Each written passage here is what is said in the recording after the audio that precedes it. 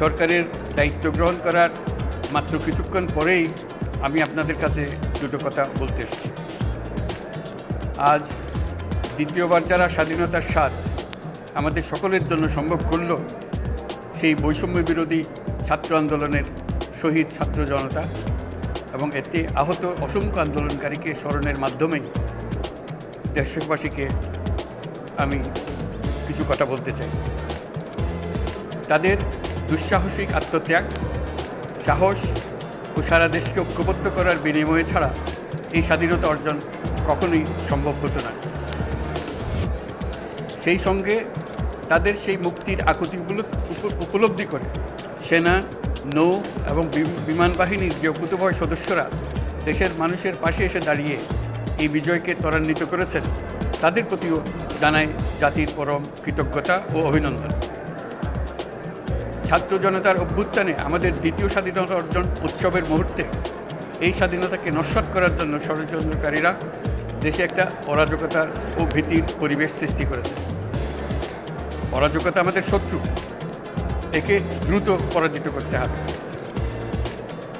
এই মুহূর্তে সরকারের প্রথম কর্তব্য হিসেবে আমরা এই ষড়যন্ত্রকারীদের কঠিন হাতে দমন করব।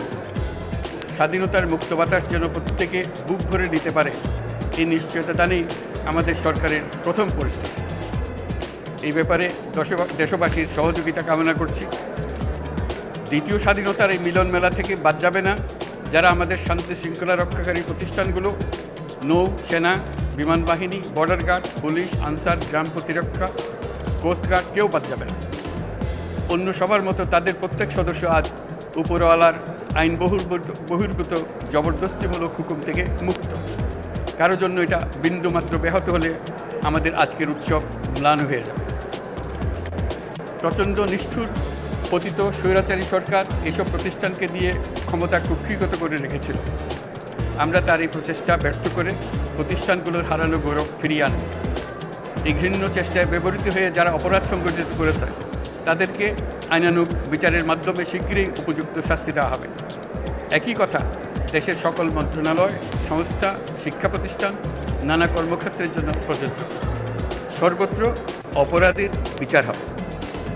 আজ প্রত্যেকটি প্রতিষ্ঠান ও তার সদস্যরা নিজ নিজ কর্তব্য পালন করার মাধ্যমে দ্বিতীয় স্বাধীনতাকে উপভোগ করবেন, দেশকে গৌরবের শীর্ষে নিয়ে যাবেন এবং দেশবাসীকে এবং জগৎবাসীকে উপভোগ করার সুযোগ করে দেবেন। আমি জাতির পক্ষ থেকে প্রত্যেকে নির্ভয়ে আনন্দ চিত্তে নিজ নিজ কর্মস্থলে নিজ নিজ সামর্থ্য নিয়ে এগিয়ে আসতে অনুরোধ করছি।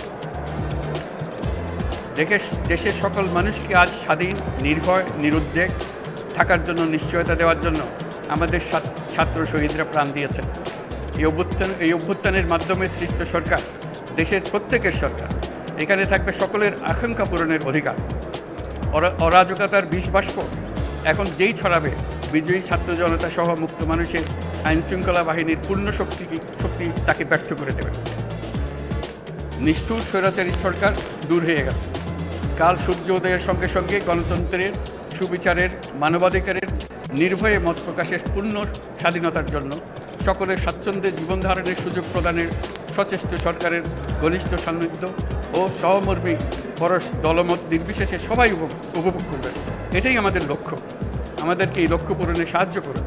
সারা বিশ্ব আজ অবাক হয়ে বলছে, সাবাস বাংলাদেশ, সাবাস বাংলাদেশের ছাত্র জনতা।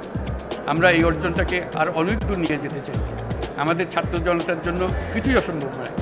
আমাদের তরুণরা অসম্ভবকে সম্ভব করতে পারে, তারা সেজন্য প্রতিজ্ঞাবদ্ধ। যদি আমরা ঐক্যবদ্ধ থাকি, ধ্বংসাত্মক কর্মকাণ্ড থেকে দূরে থাকি, সবার জন্য মুক্ত পরিবেশ সৃষ্টি করতে পারি, আমাদের বিজয় অবশ্যই হবে। আল্লাহ, মহান আল্লাহ আমাদের সহায় হবে।